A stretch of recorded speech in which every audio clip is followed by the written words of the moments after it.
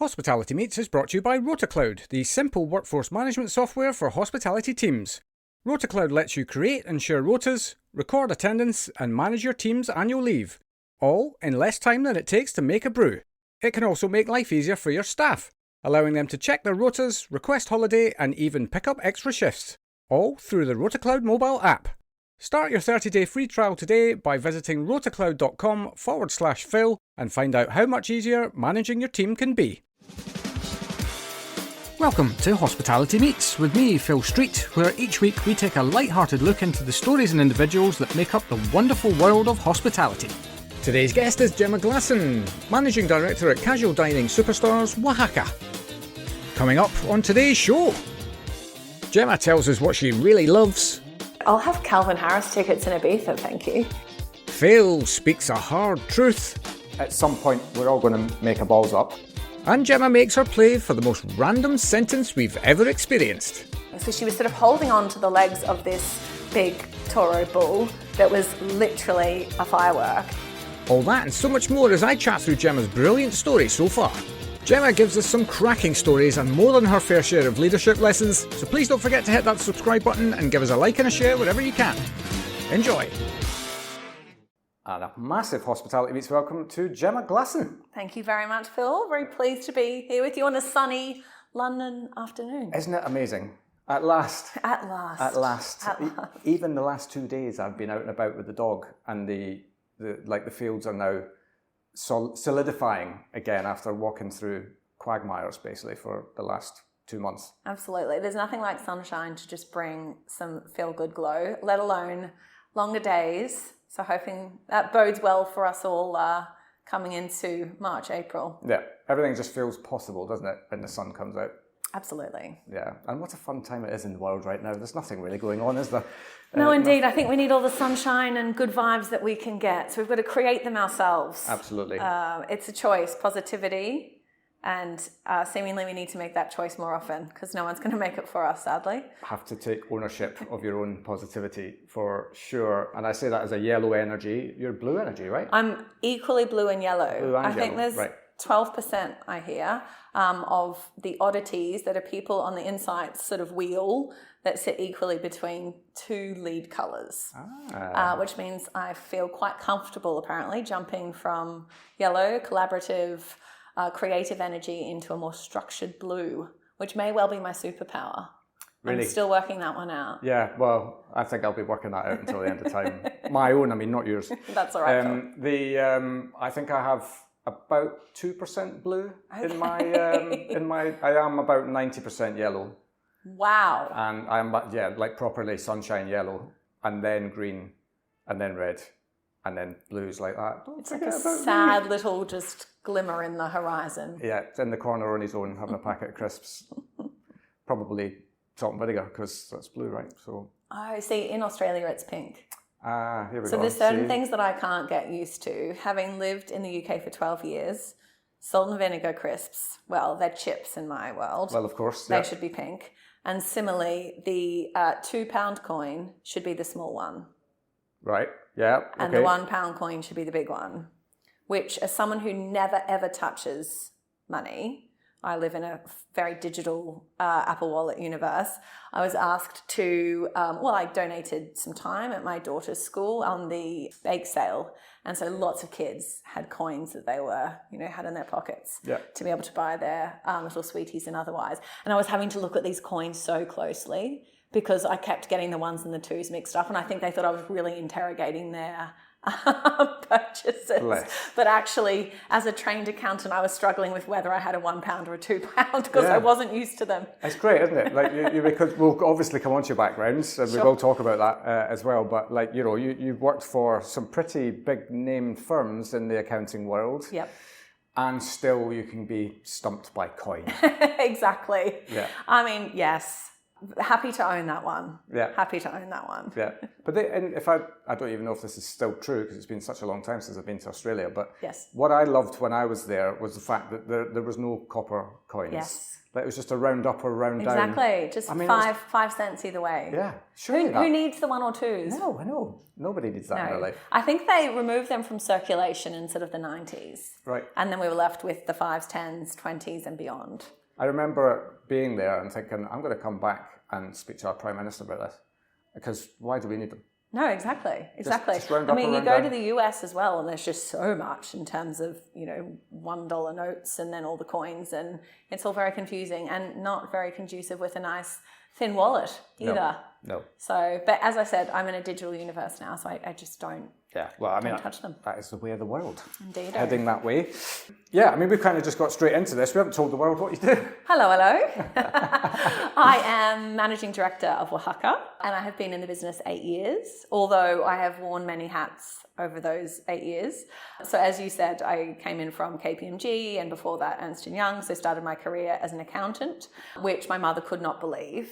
Darling, are you sure this is what you want to do? Really? It doesn't really feel like your sort of energy. And, but no, I was very... And she was right. She was right. I mean, there was a certain point where she absolutely had it right, but it was a great place to start my career. I think any of those big kind of services firms, whether it be legal, financial, consulting or otherwise, just set a really good foundation around teamwork, structure, delivering, the work is intense in terms of hours, etc. But there is that sense of being able to manage big deadlines, big clients, but doing it in a team environment. And actually all the places I worked was so fun. We had such a good time and genuinely great people, which is why I sort of kept coming back for more. But there was a certain point where I just felt like I was leaving something of myself, my yellow energy, on the table, and I wasn't able to have the impact that I wanted. And I remember one day sitting down with a A3 piece of paper. I didn't know what I wanted to do next. I'd sort of spent this time working in the consumer space at KPMG, which I'd really enjoyed, and worked on loads of different clients, including working with Gourmet Burger Kitchen when they were exited from their investor at the time, and really enjoyed sort of working within an industry rather than advising into various industries. Yeah. But I really wanted to make sure I had impact. I was like, I don't really want to work in a finance team. I don't like the idea of periodic reporting. You're doing this sort of a similar thing again and again. I knew I wanted to work with, fun, values-aligned people. I didn't want to work for someone that didn't value me and I didn't respect.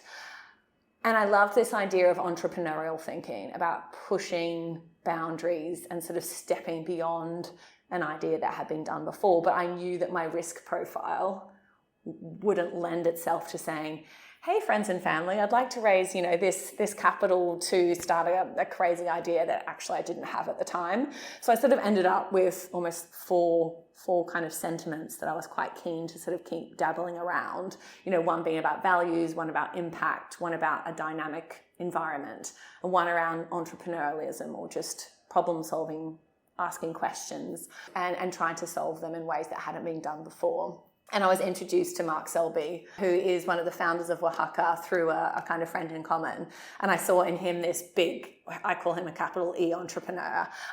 He tends to generate a fair bit of chaos, but he generates amazing ideas and very much kind of pushing and asking why. And if he sees that door slightly open, he will kick it down to get an answer or explore something that is of interest to him. And he's got big ideas and sort of thinking, ahead of many people in many ways.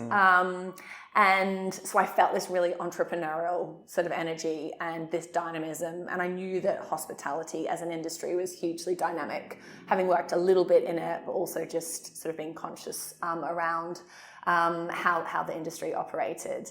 And that felt really exciting. But actually acknowledging I was stepping into a business that had structure, and it had, at the time, probably 25 restaurants through the UK. And he just said to me, look, let's start you in a commercial role, but actually I just want you to get shit done, which felt like I was going to have impact. There's then. that thing again, Gemma. There it is. And sorry, I'm not sure if I'm allowed to say you can say what you wish. words, but there it is. I can give it another, get stuff done. Yeah. So it all just sounded really exciting, but also like it was going to be playing to a structured environment, i.e. I was going to be able to execute on things. And that's where I started 8 years ago. And from there was head of food, which is where I sort of really dialed up my communications into the business, particularly chefs. And I still remember, Saturday morning, I get a call saying, there's no avocados that have been delivered. Okay, what's the plan B sort of thing, and problem solving that with the ops guys, to a whole array of kind of engagements around how we were sourcing, developing our dishes, and always making sure that we had a reason for doing something. And also we had a story around what our dishes were. When we were food developing, and still now, we never developed to a commercial outcome. We always think about what's seasonal, what's some ingredients we'd love to get on the menu that are going to be exciting and interesting for people, and how can we bring, food trends from Mexico or things that we're seeing and bring them to life within the UK in a way that's also going to engage our teams. And so that was a really sort of fun process then, just starting to have more impact more broadly within the business. And working a lot more with Thomasina then, so she's the other co-founder of Oaxaca. She's also very entrepreneurial, but she leans very heavily into green, yellow energy, hyper creative. So she definitely appreciates some support on the execution front, which is great, because I'm very happy to do that. Yeah. And, there is nothing more exciting than having a 2 p.m. food meeting in my diary, because it means I get cooked for over and over and over again. And sometimes there is a few cocktails consumed as well if they need to be spec checked. You've got to check these things out, right? You can't put something in front of a guest that you don't know about. Exactly it. Yeah. And then that sort of led to COO after I came back from maternity leave. So I have 2 children, 6 and 4, and then into MD, and that was 4 years ago now. So it's been this real journey through the business, which is really fun. But it means that I've got to sort of see where the brand has been as it's sort of progressed over the last 6 years, and certainly in my 4 years as MD, being very intentional around, what's next for Oaxaca? We turned 18 last year. So really? Big milestone. I mean, many people saying, oh my gosh, 18, I still remember, taking my first date here or going to Covent Garden before a concert when it had just opened up. So there was lots of sentimental heading down memory lane. But I think the last 4 years have been really interesting in just thinking about, how do we show up as an 18-year-old or a more mature restaurant business, acknowledging that the brand has definitely been on a journey, and it's had, certain very big highs and some very big lows as well. Some of those very aligned with the industry, some, very sort of Oaxaca specific, but sort of drawing a line, thinking about, what's next for us? How do we show up? How do we continue to innovate and really drive energy behind the brand? And that has been a awesome last 3 years in my MD journey. Yeah, my life. That's probably the greatest whirlwind tour of somebody's journey that I think I've ever had. You've literally done that in about 8 minutes. Thank you. And that's all we've got to talk about. So thanks very much. But no, there's a lot to unpack there. I think one as well, because I'm really interested by it's one thing to, obviously there's so many different brands out there, so many different brilliant people doing brilliant things. But also what I really love about your journey is more than a few things. But one being, you come from a different part of the world. Yes. And now you're heading the direction of a British-founded brand. Mm-hmm. I really would love to understand the differences from your experience of coming from Australia originally, Vegas, I believe. Yes, indeed. Love that place. And has that helped you in any way, hindered you in any way? Yes. That sort of stuff? Yep. But also coming from a finance background, but now being in what many would, it's obviously a business kind of figurehead position, but you've had to work through some divisions to understand the business in a bit more in intricate detail to make you a better MD, I would imagine. Yes. So yes, I appreciate that was about 12 questions that's in fine. one go. So I think one thing that I always say about Australians is that we are sort of ever optimistic, mostly, and everyone just has a go. I mean, it's a very young country, not many things have been done multiple times, and I think people just say, well, why not? I'm going to go for it. What's going to stop me? And I think there's this sense of understanding that if you don't do it, someone else will, and therefore just back yourself.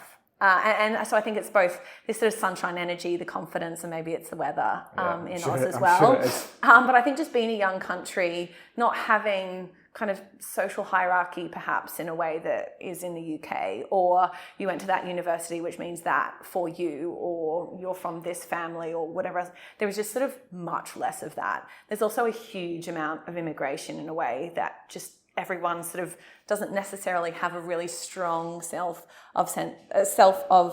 identity distinct from we're Aussies, and there's just something quite joyous in our differences and the fact everyone kind of brings something else to the table. So I think between the optimism and just give it a go, they have been great things, I think, to bring into my journey. Certainly they've always been valued within the business. I think I bring a lot of energy. That's one of my kind of superpowers, and I own that. I like to energize. I get very excited about things. And so whether it be coming in a commercial role, which, you know, that can be a fairly black and white view of the world, you know, I try to always make that a little bit more interesting and sort of drive some, not necessarily fun behind it, but a sense of colour behind it. And certainly as I've moved into these different roles and I sort of built up confidence and understanding, I've always been very curious. I sort of own what I don't know and ask lots of questions about it until I do fully understand something. Yeah. Then I think that's really kind of helped along the way in terms of just bringing that good vibes and energy. And I think I'm also probably pretty easy to have a conversation with. That remains to be seen. we'll see how we go, guys. It just means when you're sort of managing different stakeholders, you know, whether it be a new team member who started in Edinburgh, or whether it be, you know, talking to the banks about something, I've found that I've been able to bring that sort of positivity and confidence and energy into those ways that just have kind of worked. Yeah. Which is a great thing. So very pleased to have grown up where I did. And then in terms of finance background, I think I talked before about, you know, fundamentally some of the skills that you are naturally taught when you enter one of those sort of bigger professional service environments or not. And I would highly recommend it to anyone who are starting their journey from school or from university, or they have children in that environment, because those businesses do give great structure, great training around just some life fundamentals, and particularly the sense of teamwork, and particularly giving you structure where there is a lot of lack of structure in other parts of industry that you can then take in. And I think that's been something that's been really helpful for me, even down to our management pack, or we send out a document called Taco Times on a Monday. And I always am the kind of final edit of Taco Times. And there's, you know, a lot that I'll look through in terms of, hey, food team, can you just speak to marketing team because we've got this information slightly wrong on, you know, the marketing section or otherwise. But then I am slightly retentive about how things look and how things flow, because I believe that if things look good and they look clear, then you'll want to read them. And if you want to read them, then you'll get to here's what I need to implement, or here's the knowledge that I need. And that very much comes back to working in those professional service environments. And actually, before that, I did a law degree as well. And just for the crack. Just for the crack. Yeah. So, you know, one of the things law told me, and I didn't ever imagine myself practicing law. My favourite subject, if you want to know, was medical law. I mean, there was quite a lot of interesting stuff around consent, but there was also some quite hilarious cases that came through the Privy Council and otherwise, all the way down to the colonies. But, you know, when we were looking at, you know, a legal problem and the way that we responded to that, it was always so structured. You know, what's the issue, what's the law, what's the analysis, and what's the conclusion? And I still remember that. Right. When you can apply an approach like that into a really dynamic environment, suddenly everyone looks at you like you're a genius because, oh my gosh, you've totally nailed it. You know, yes, that is adding structure to chaos, which then means we can get to something with this. So I think they have been great tools to bring in, both from kind of early working as well as actually before that. How do you communicate really effectively and clearly? And how do you cut out all the noise and just get to the kind of core issue in a way that means you can go and do something with that? Yeah, and in an environment that is dynamic, chaotic usually, Yes. because still entrepreneurial led, right? I mean, yes, but also the industry. Yeah. And I mean, there is something wonderful and wild about that. And I often say I'm sort of equally exhausted and exhilarated when I come home at the end of the day. My husband works in finance, and his day will involve calls, and he's just exhausted. But he'll hear me on the phone and he's like, oh my gosh, like, it sounds like you're a counsellor. And I am in that moment a counsellor, but in, last hour I was, reviewing final menu builds, and the hour before that we were looking at some new partnerships, which is uber creative. And all the way at the beginning of the day we were talking about our sous chef academy, and where we're going to have the celebration afterwards, and how we were going to really acknowledge and celebrate these teams. I love that sense of day. Now, over the top of that can come, oh my gosh, have you seen this statement from the Chancellor? Or this has happened within our Stratford restaurant and suddenly we've got no water. And they're kind of the things that you're right, need to put that down and kind of pick that up and make sure everyone's okay. Or, oh, interesting, I'll take that to one side.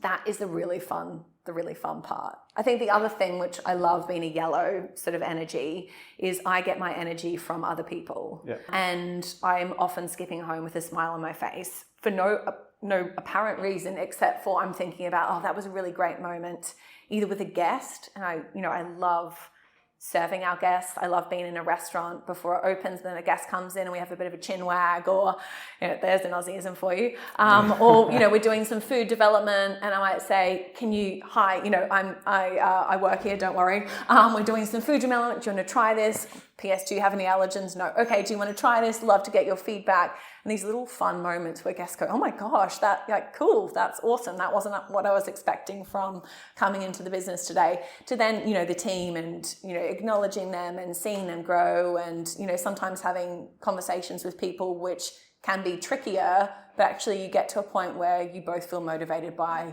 next steps. And that's kind of where I filled the cup up, in terms of the energy from the business. And I think if you don't love that, then hospitality is just not the right place, because you will just not, you won't be energized by it. You'll just be fully depleted by it. Yeah, totally. And I think this is something that I was at No Vacancy last week, just for a little bit of time, just to suss it out.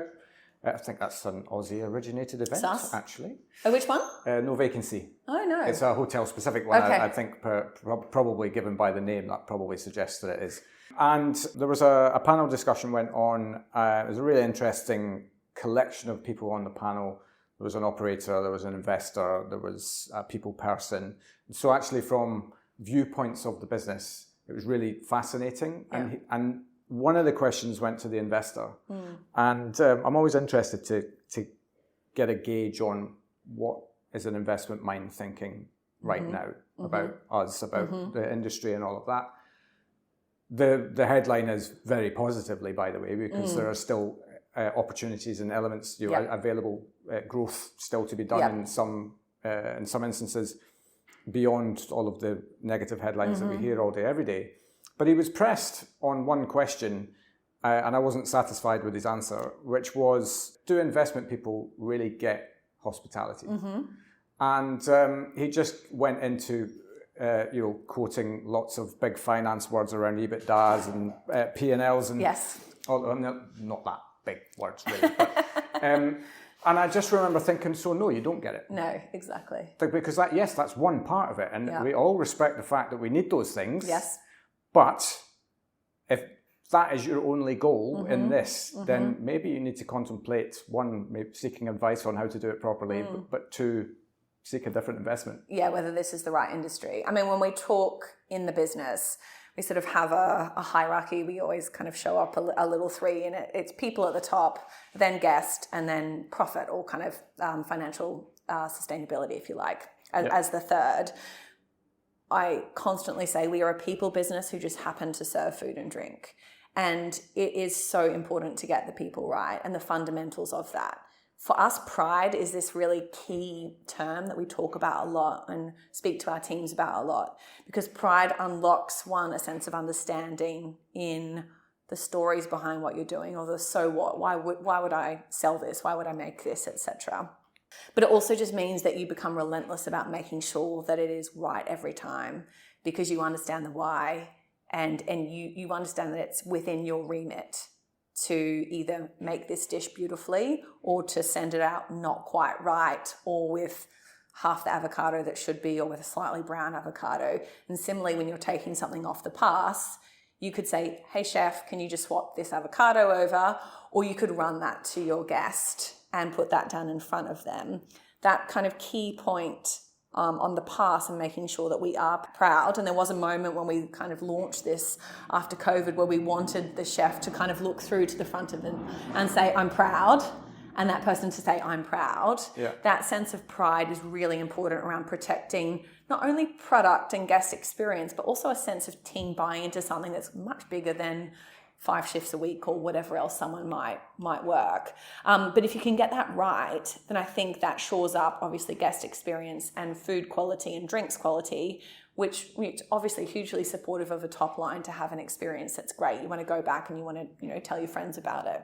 So that's super important. And guest, and then kind of financial sustainability. If that people bit doesn't really, and the fundamentals of having a great business rooted in people that really care, doesn't kind of fall into the matrix of why would I invest in a business, then hospitality isn't the right thing. And particularly not a business that is sustainable over a period of time, because there's flash in the pans, particularly in an environment where we live in a digital world a lot of the time, whether it be TikTok, Instagram, YouTube, however you're consuming media, and certainly a sort of 25 to 35 or 17 to 25, 35, most restaurant recommendations, either word of mouth from your friends or you're seeing something great. So there's a lot of places with some very sexy looking digital kind of worlds that they've created. Now they need to make sure that they have a guest experience and food experience that sits below that. And if they do, that is absolute golden. Yeah, that's bringing those 3 things together beautifully. If you have a digital environment that looks absolutely, and I'm going to say it again, hot, but you don't have those fundamentals, and you don't have teams who care, well, then you're going to lose those teams, they're going to churn, and your product will kind of fall apart, and that's not a sustainable business. No. Now, one thing that we've been working on is we really believe in our product, but actually we wanted to sort of turn up the volume behind the Oaxaca brand and behind our digital channels. And that's something we've been doing over the last sort of 12 to 18 months, and taking kind of very intentional decisions around hiring in head office. For example, we have people who create digital content for us internally now. We worked with an agency for a period of time, but actually felt like in order to have authentic and sort of really interesting content that was reflective of what was happening in our business, we needed sort of people on the ground very much doing that, and pulling away a little bit more from traditional campaigns that we might have done and moving into a digital space. So that's been really interesting. And then thinking about guest, we need to get our guests back into the real forefront of what we're doing. And you and I talked about bills earlier, and I know they're doing a big piece of work on this. We've done a big piece of work last year and this year. What do our guests want? Who are our guests? Who do we want our guests to be? And actually for us, our core guest is a woman. She's 35 to 45. She's great, but she probably isn't eating out as much as she used to 5 to 10 years ago. She might be living out of London, no doubt she has many other commitments, both financial and time commitments. And we absolutely want to keep her as our core, but we also want to introduce ourselves to a younger demographic. And so our target, to work with the rest of our consumer groups is a 25 to 35-year-old woman. So we've been doing a lot of work around, how she consumes media, where does she go, what restaurants does she go to, what other brands does she like. And we've recruited our own almost like group of women that we call the inner chilies, and we invite we invite 100 women who are within sort of broadly the age group, and we invite them to come into our restaurants. We give them a budget to bring their friends to experience Oaxaca and to give us some feedback if possible, and then they hand their chili over to someone for the next sort of cycle, but they always remain part of the club. Right. So to speak. So we talk to them a lot. What are you liking? What aren't you liking? They give us very specific feedback. They're not necessarily Oaxaca super fans, so they haven't got that emotional attachment, which is actually really good because they give very direct and clear feedback. I don't like the lighting in Shoreditch. Great, we'll get onto the lighting straight away. Actually, in South Bank there was quite a queue here, and I found I was a bit confused around where I needed to stand. Okay, great, we can work on wayfinding. So it's really sort of actionable insights, and it's really fun because there they're a group you can talk to, and they become more and more engaged, obviously, as they hear more from us. So that's been really an interesting project. And then also, you know, from that, thinking about, right, where else were these women shopping? Where else were they eating? How else were they consuming kind of brands and otherwise? And so we did 2 really exciting partnerships last year. One was with Attis, which is a salad concept. And we actually put Oaxaca for the first time on someone else's brand. Or someone else's restaurant space. So they had the Oaxaca Mexicana salad, and if you bought any salad in Attis over a period of, I think it was 8 weeks over summer, then you got a coaster that said put a marg on it, and basically you could bring your coaster into Oaxaca, and we'd put a marg on it for you. But it was a really fun campaign. The Attis team are amazing. We're very values aligned in terms of kind of the quality of our food and sourcing and sustainability, and even just some of the flavor profiles that they sort of generally have in their kind of menu. But Tommy, who is one of our co-founders, she did the work to come up with the dishes, and it was really fun. And I got, you know, images from friends of mine where their sort of boardroom had all these Oaxaca coasters on them because they'd had Attis, and they were planning to basically kind of round all the coasters up and head on a Friday afternoon down to Covent Garden. Superb. Get some mugs, get some nachos, and have a few tacos. And that really was about a sense of community and sort of sharing our brand with some people and hopefully reaching some new audiences and getting people back into the restaurants, but being able to have Oaxaca in a broader context. Yeah. And then Dusty Knuckle was the second one we did last year. Again, very values aligned. And they are a East London based bakery. Incredible bread. And, you know, bakeries are having such a moment right now. And I think we all have a lot of respect for the love that goes into making incredible bread and also the products. You know, they use regenerative flour, as do we in our business. And they came up with a bespoke ciabatta, or ciabatta-like bread for us, that they dropped into our London-based restaurants. And we made these amazing Mexican tortas, which is a sandwich. You dipped in a, you know, consomme, 4-hour slow-cooked bone broth. Very delicious. There was grilled cheese. There was avocado. Actually salivating. It was beautiful. We did some really fun co-branded pieces with them. Now, obviously, you can't get fresh bread from here to Cardiff, Edinburgh, or Brighton. So we also worked with local bakeries, and we actually spoke to our teams in those restaurants and said, right, what are the bakeries that are really fun in Edinburgh right now? Who should we be talking to? And they really drove part of the engagement that we had with those bakers. And again, we were able to work with 12 Triangles and Alex Gooch and Flower Pot in Brighton around coming up with bespoke bread for us. We just had 20 ciabattas or 20 tortas per restaurant per day. And it was really fun and different and engaging, and you're integrating with your surroundings as well, right? And being part of something bigger. Exactly. That really, I think that's another part of business that I feel like should be a non-negotiable. Right? You're not here to be here for the sake of everything else. You're here to be working alongside everything else. And when that works, and when it's just such a glorious thing, especially again, I'll come back to the yellow energy element. That must be really interesting for you as well, to work with other people, because, you know, we don't all have all the answers, right? No. So, and somebody else has got something that's an exceptional thing that can add value to what you do, then why would you explore it? No, absolutely. And I mean, I'm a big collaborator. So I sort of, you know, I talk to the Oaxaca team a lot, particularly the heads of department, and sort of imagine that we're all driving on like one of those very big freeways in LA that you just sort of see on TV. And everyone's sort of driving along, and we're all in our own lanes. And when we have one-to-ones, or when we have, you know, a creative session, then we all come into each other's lanes. And that is the time where we sort of workshop different ideas or challenge. And, you know, I'm really up for challenge in this business. And we shouldn't be afraid of challenge and saying, I don't think that's quite right, as long as it's done in the right way.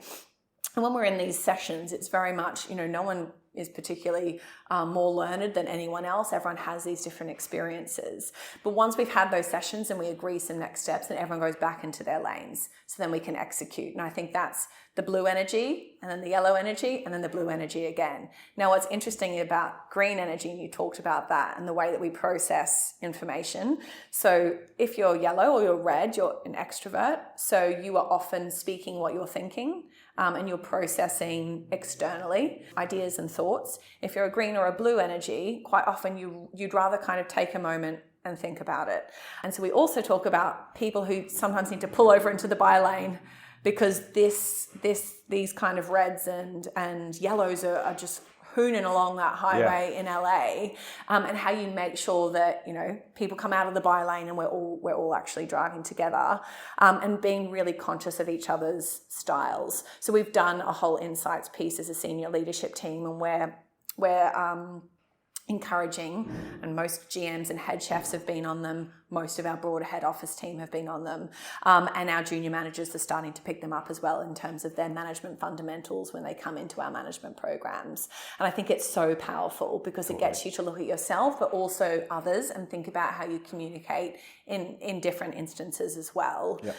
And sometimes being able to put a name for something, right, I'm leading with my red energy now, means that everyone just gets it. There's a level playing field, which isn't like, oh my gosh, this person is suddenly asserting themselves in a way that I find aggressive and confrontational. It's rather they are calling it, right, red energy, you know, the kitchen screen is filled. We've got a 25-minute wait on food. A big Deliveroo order has just come in. This is what's going to happen, everyone. Just take 2 seconds to listen to the sound of my voice. I'm leading red now. And actually everyone knows what that means. Yeah. And I think being able to label something that otherwise people will either interpret, which could be incorrectly or not what that person intended, or they don't know what to call it, they just don't like it, means that you can almost like talk about behaviours, and you can talk about energies that you might need to help communicate something. Yeah. So it's culture building. It's so important, right? Because we're, by the very definition of who we are and what we are as a species, we are, one of our superpowers for anyone is our ability to fill in the blanks on a story when we do not know what we're talking about. Yes. And we just make up our own stories about something, about, well, that person didn't respond to my text, so they're clearly an idiot. Yes. Or that or they don't like me. Yeah. Or I'm not valued. Yeah. And I still do that. I'm not perfect. That's human nature. Yeah. And I think, interesting, one of the things I've been working on in the last couple of years, this is going to sound very strange, I'm already in, is caring less. And like, caring less isn't actually about caring less. And it's not about putting up some kind of barrier, which means I'm someone completely different to the person that I come across as. But it's just not letting things hit you emotionally that might otherwise, if you don't sort of have a little bit of, not self-control, but it is self-control. And it's just saying, oh, actually, I'm going to come back to perspective is everything.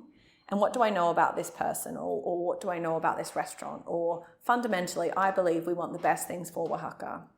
And I believe that this person trusts me and respects me. If you believe in those foundations, then you can let those things just sort of kind of come into your mindset and then kind of get rid of them. Yeah. Otherwise, you sit there chewing on your nails or grinding your teeth or wasting so much energy on filling blanks that actually are completely wrong. I'm also the kind of person that will just sort of lean into a conversation, which is, you know, someone might do something which I just feel like was either ill-executed, not thought through, not what we discussed, whatever else.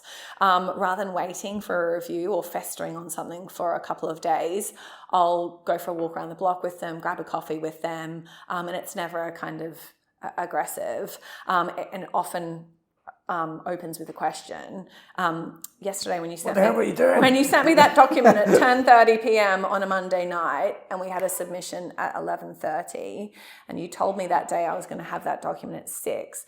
How do you think that impacted me? You know what? Yes, I'm sort of, okay, great, cool. So how can you manage me differently, or how can we communicate differently? And it becomes such a productive conversation, and actually it's really cathartic, but it's productive.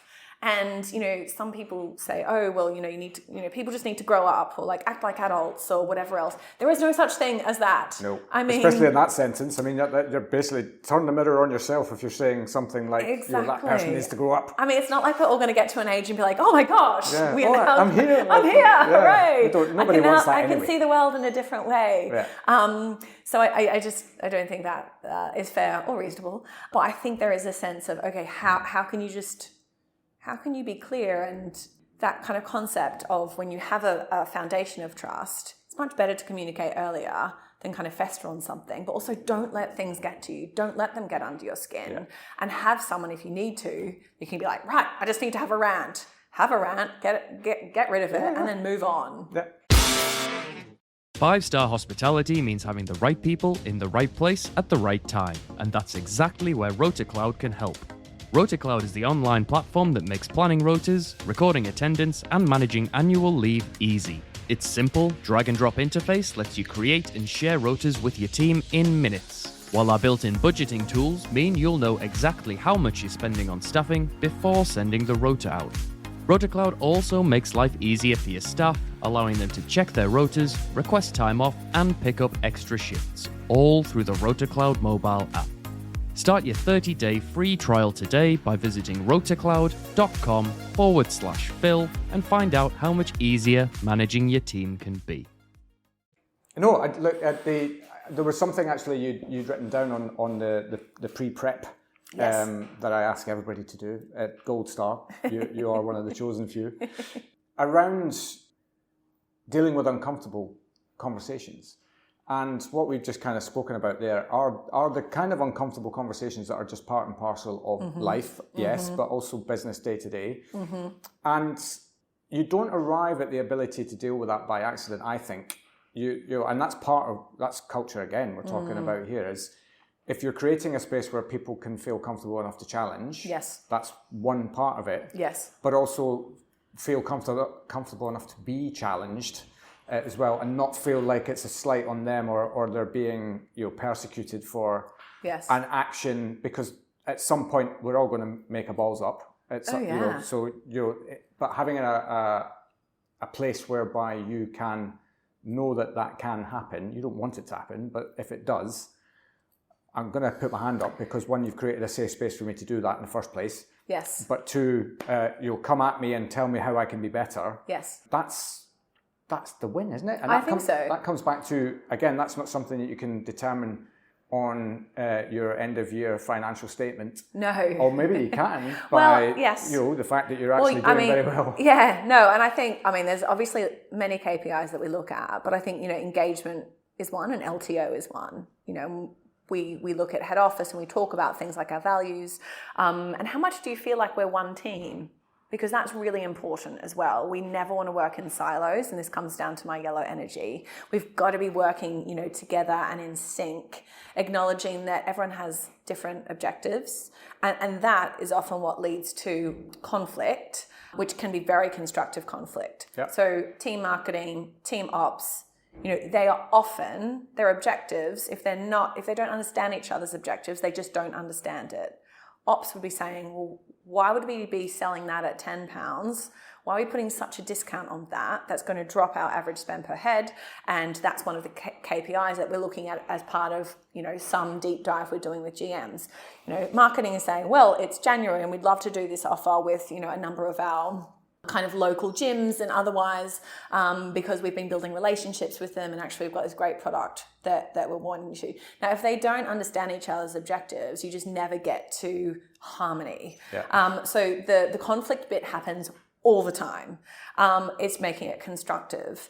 And then in terms of the difficult conversations, my mum is a GP in Australia, and when she has a patient come in, even if it's a diabetic and she knows that patient comes in, every couple of weeks to have their sugars checked or whatever else, she always starts with a really open question, which is, how are you today? Or how can I help you today? Because for her, she said, I'll have a patient come in for their diabetes, but actually there's something going on with their, anxiety or something else. We are not just one dimension. We are so many dimensions. And so I often start one-to-ones with, how are you? What's happening? Give me a rating. What's keeping you up at night?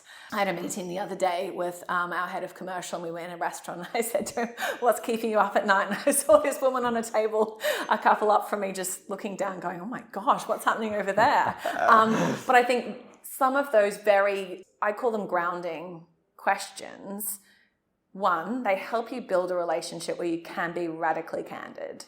So radical candor is around building that sense of empathy and trust, and then you can be direct. Yep. And that's not aggressive, it's not passive aggressive, because you have this foundation.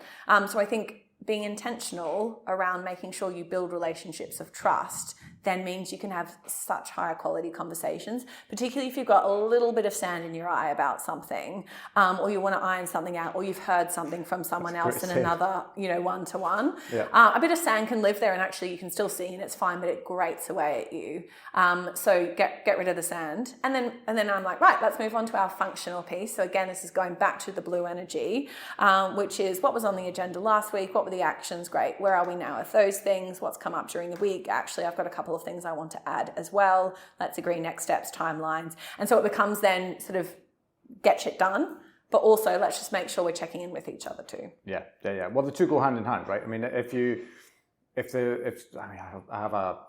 think it's a myth that we can operate at 100% anyway, but if somebody is giving 100% of themselves, but they are at 60% of themselves because of stuff that's going on in their life, then it's good to know that, right? You don't need to know the specific details, but it's good to know that if you're in a meeting with somebody and you need an outcome from them, but they're not necessarily going to be operating where they can get that thing that you need, then it's good. That's the radical candor again, creating the space where that conversation can take place. And nobody feel like they're being, well, why are you not operating at 100%? Should always be at 100% here, and all of that kind of stuff, which is just, pie in the sky. Yeah.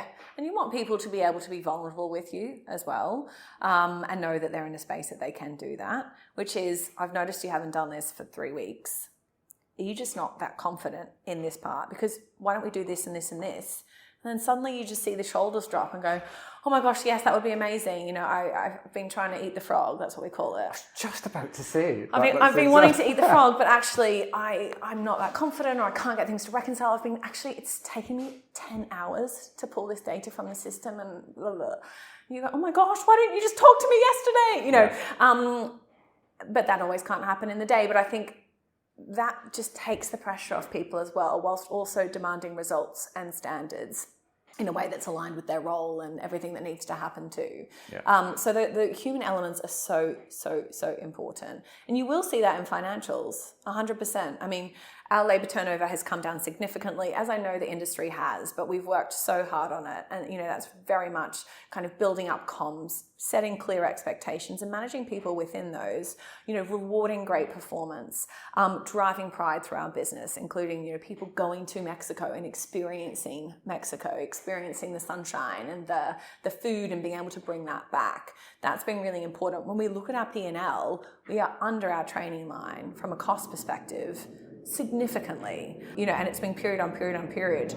There's a P&L impact if you would like one. But similarly, we know that our team who are well trained and they're consistently in the restaurants delivering great service are driving great guest experience, because again, we're looking at our Google reviews and we love seeing our team sort of named, and we share that, and we have a comms platform that allows us to do that in a very impactful way quite easily, honestly.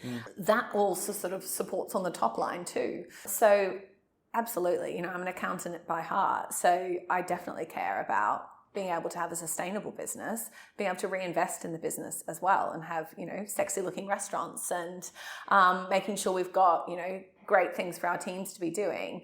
But that starts with our guests, and ultimately our team drive that guest experience. Yeah, no doubt. You mentioned Mexico there and sending people to Mexico. You've been to Mexico yourself, along with Thomasina, I understand. I don't know if you know where I'm going with this. I could. But yes, apparently something interesting happened out there once upon a time. Indeed. So we did a couple of trips 3 years ago, and we took all our GMs, head chefs, and many of our central team to Oaxaca. So for people who don't know, Oaxaca is a state and a city, and it's right in the south of Mexico, and it is sort of considered almost like an agricultural heartland of Mexico. It is mega biodiverse. From a tequila perspective, so the agave plant, many varieties there. It is an amazing place as well in terms of art, in terms of architecture. So we absolutely wanted to take the teams out there, which we did. And we're always hosted by a beautiful woman called Lily, who's from Oaxaca. Her husband is a chef there. And we do a series of different restaurants, rooftop bars, street art. We went surfing in Puerto Escondido last time we were there. But we always love to go to her farm. And basically what happens, all the chefs go to the farm early in the morning and they start working on our dinner, basically. And then anyone who is not a chef, we do, either some art or there's like amazing crockery and weaving, etc., candle making. And then we meet out and we have a big, big, big party. And one of the fun things about Mexico is that hospitality is just so inherent in the culture of Mexico and the food of Mexico. And so we go out to the farm and we sit on a long table and everyone has lots of mezcal. And then we eat, a lot of food. And often Lily organises a big brass band, so an 8-piece band.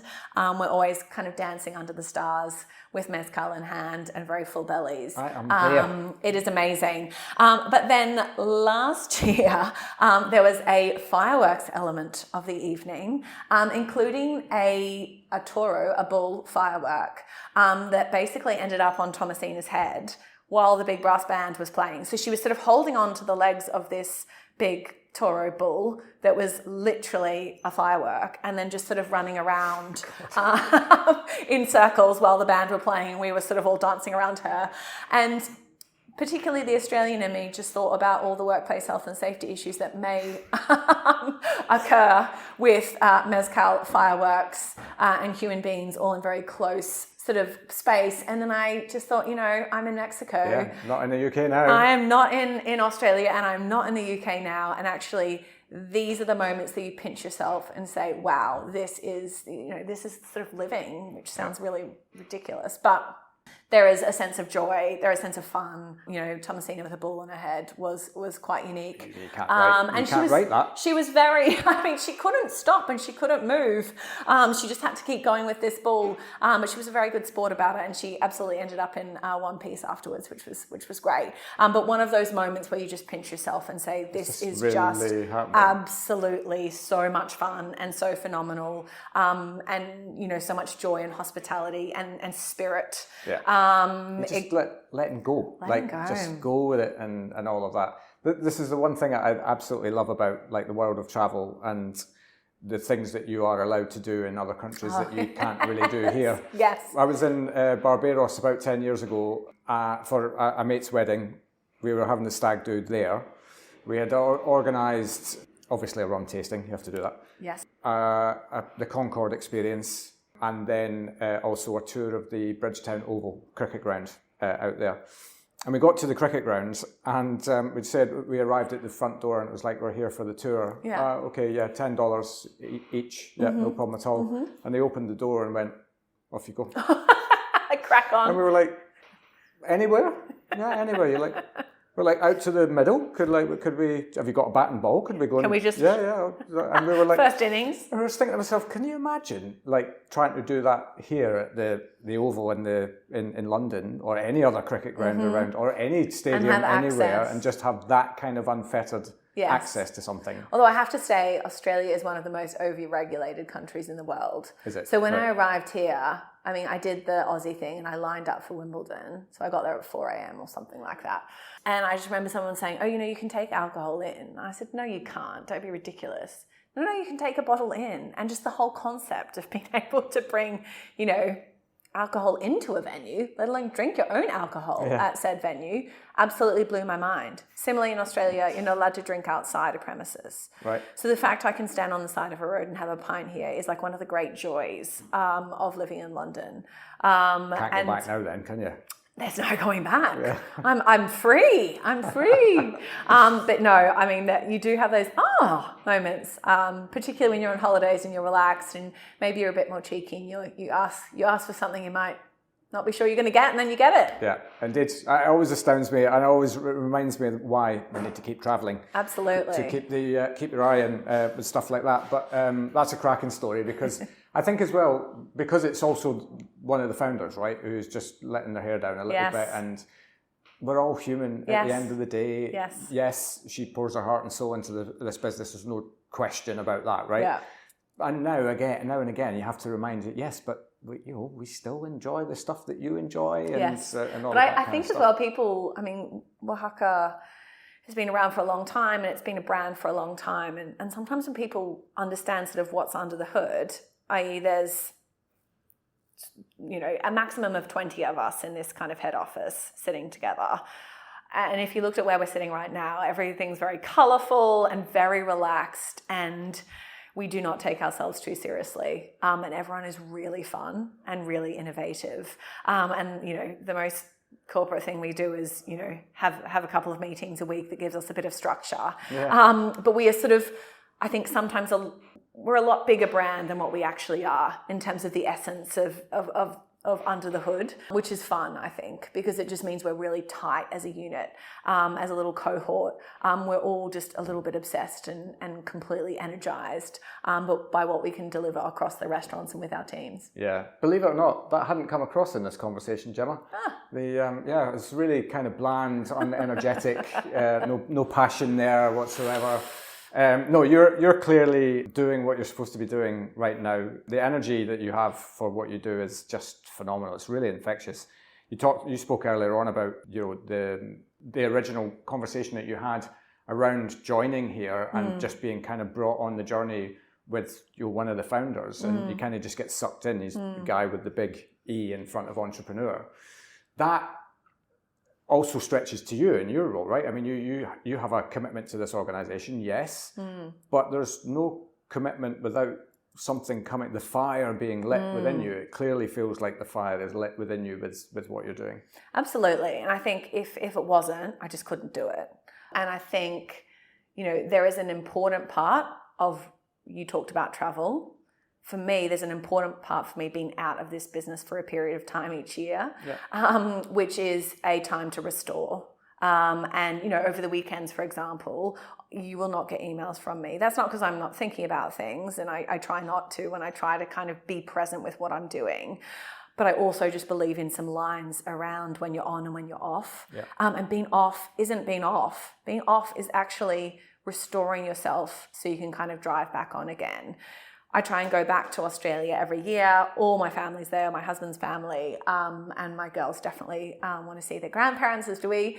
There is something about being on the other side of the world, time zones, etc., that really gives this amazing almost balm to the energy and the relentlessness of being in London, in central London, where I work, and pretty inner central where I live, and the tube and the commute, and the structure that I need to have in order to operate as a mother, and I kind of lead my household as well as the business and everything that it needs. So I think seeking those moments wherever you find them, but at least 2 weeks off every year, where you say, guys, you're going to be fine. See you in 2 weeks. Yeah. I think I met this really interesting MD this week at a dinner, and he leads a pub group, and he said to me that he meditates for a day, which is amazing. Well done him. A day? A day. I mean, he actually said 2 days to start with.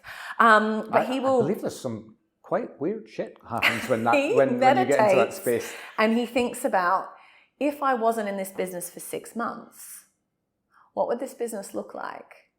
And what he's trying to understand is, where are there capability gaps in the business? Where are there training opportunities in the business? Where are there recruitment opportunities in a business? But also, where does he really need to be? It is very hard to go from the operational detail of a restaurant, as well as thinking ahead on the strategy, as well as thinking ahead, what are my defensive and offensive strategies for what might be coming down the pipeline, or how do I keep growing this thing, etc. It's very hard to switch from that to something that is much more kind of, not ethereal, but just meditating on a single idea or concept or question.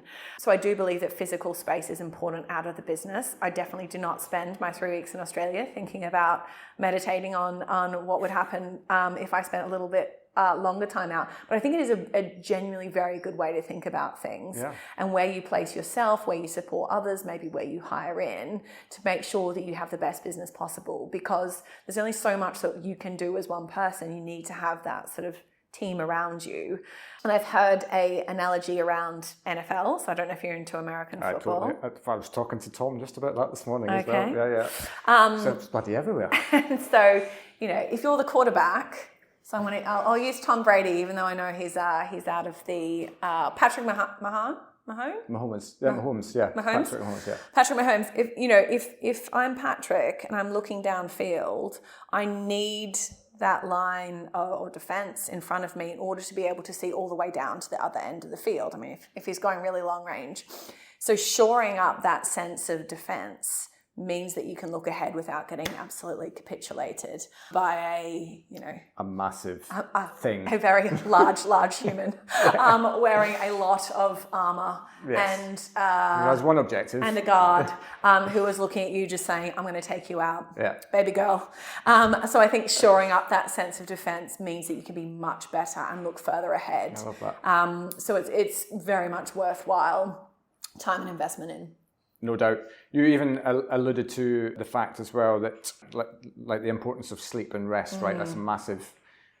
It's funny when you were talking earlier on around, that question of what keeps you awake at night.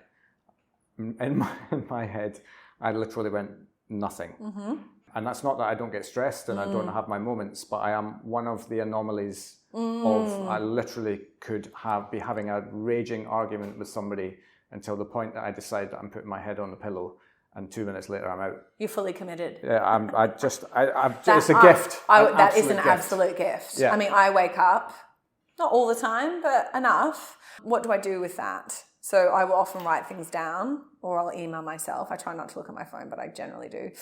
Email myself for tomorrow, deal with that. And I think in those moments, it's literally, you can let it rattle around, or you can try and give it some outlet and maybe read a book in a spare room or on the sofa or something like that, and then try and get back to sleep. Yeah. But it is so important to get that balance. Otherwise, you literally self-implode.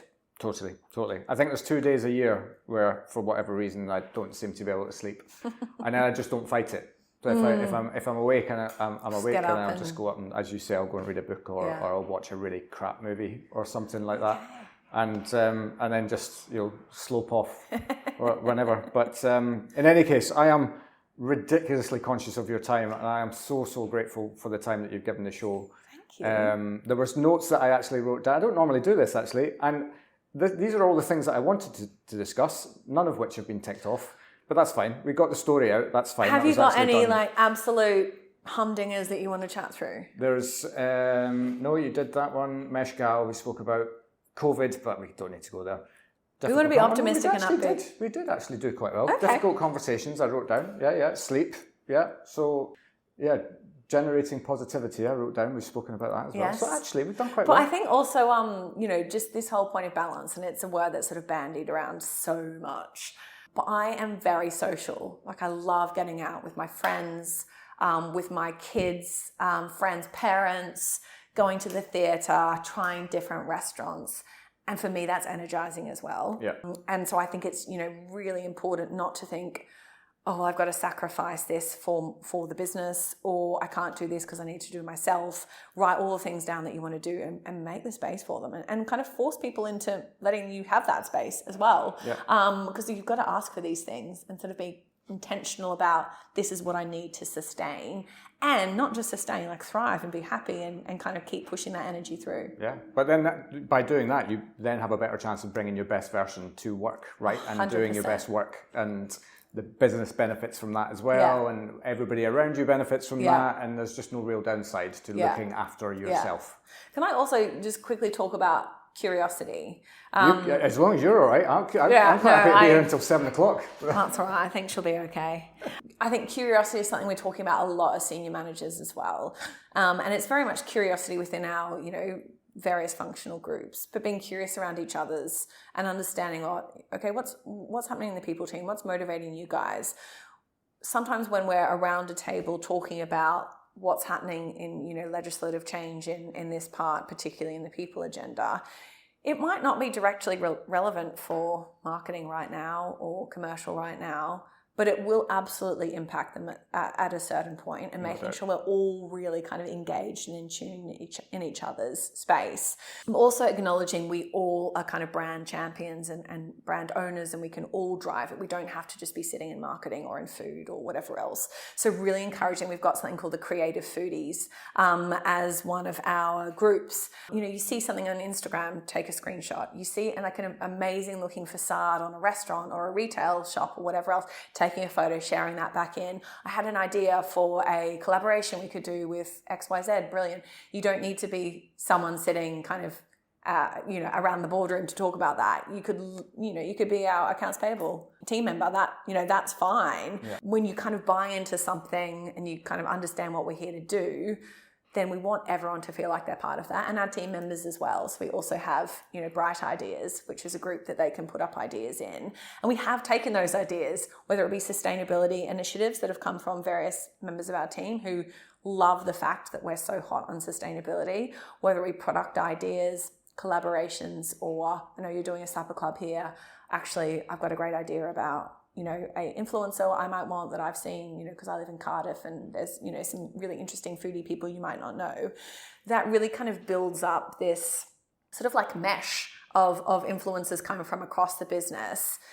As long as you've got the structure in place, you can sort of manage that and handle that. But we really encourage everyone to be curious and ask questions and don't just take things for granted. Yep. And build on each other's ideas as well. And I think that also makes a really dynamic and interesting business, but also one that can move a lot faster with a lot more purpose in an environment where there is so much going on. Yeah, I mean, the curious thing is something that, especially as I get older, I don't know why I have to say it with that voice, but is the desire to, and the knowledge that I do not know anything is one of the most liberating experiences awakenings that I've had in my life, whereby I stop trying to prove that you're right all the time and just be curious about why you might not be.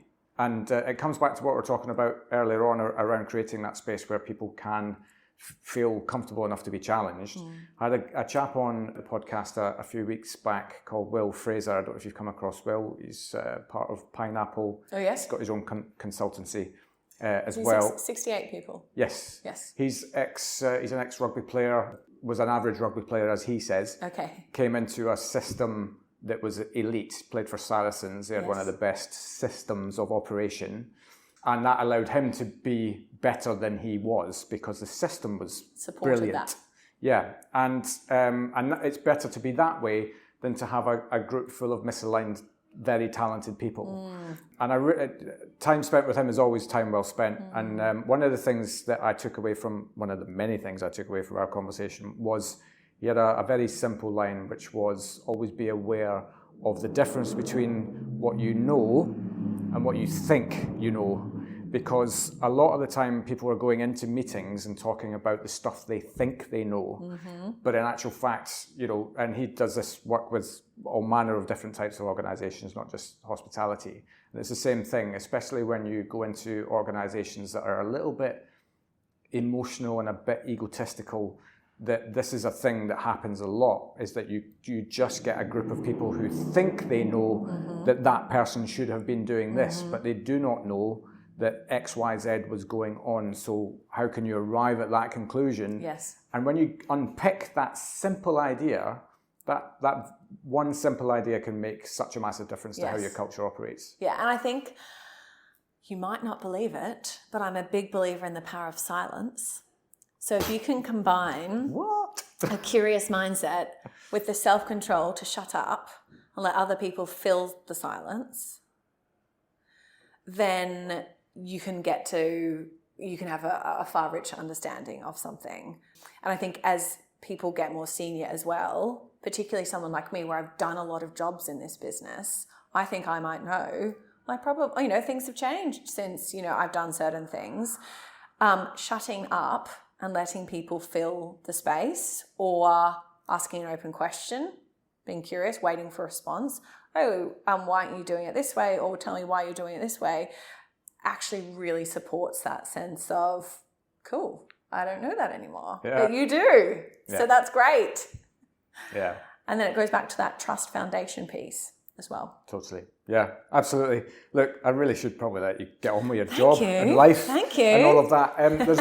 There's three things that I made a note of, which I thought kind of sums up maybe a lot of the stuff that we've spoken about today. Words that just kept coming up: fun, pride, values. Those to me are like, I mean, is that not like the blueprint for life? I think really? so. Like, honestly, having more fun and being conscious about that, you just end up in situations where you just feel this high octane energy and you feel like, yes, I'm living my life to its max. yeah. I just turned 40 3 weeks ago. Congratulations. My brother said, what do you want for your birthday? I said, I'll have Calvin Harris tickets in Ibiza, thank you. And he was like, oh my gosh, like that's amazing. And, you know, it's a lot of effort to organise childcare for my children and like cost to get over there. But I've never been to Ibiza. I've never seen Calvin Harris. I know I'm going to have such a fun time. I absolutely want to make that happen. Yeah. But there's also, you know, as parents, there's so much sort of stuff you need to get done with your kids. You need, you know, brush your hair and do your teeth and whatever else. Get dressed for school. I always try and make that fun. Even if it's like, right, we're putting Pink Pony Club on and we're going to dance our way through this morning routine. And then the girl's like, that was so fun. I was like, yes. But I mean, they literally just brushed their teeth and got dressed. But if you can add fun into everything that you do or try and have a kind of fun side, then I just think it makes life much more interesting and worthwhile. But two things could be true at the same time, right? It doesn't mean that business is not serious. No. And, you know, they can coexist. Absolutely. And it's just making the right kind of space for things. Yeah. You know, when you're in that collaborative space, okay, cool. You know, our aspiration is always going to be serious. But that doesn't mean you need to do it in a serious way. There's fun ways of doing it. And fun can be many things. You know, fun is an energy, but fun is various concepts. And it's really creative. And it's kind of high octane, and that's a fun space to be in. But the serious bit is we need to drive the brand, or we want to drive like for like, or we want to make this partnership do X, Y, Z for our social. You know, that's important, and that's absolutely what but it's just how you approach that. Yeah, absolutely.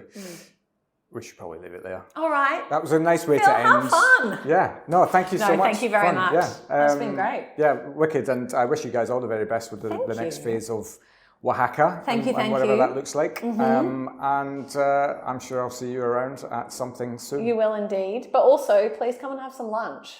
With pleasure. Yes, or cocktails. April, we've also got double pleasure. A very delicious collaboration we're doing for the month. Right. Okay. Noted. So I'll be there tomorrow. Yeah, please. Come on down.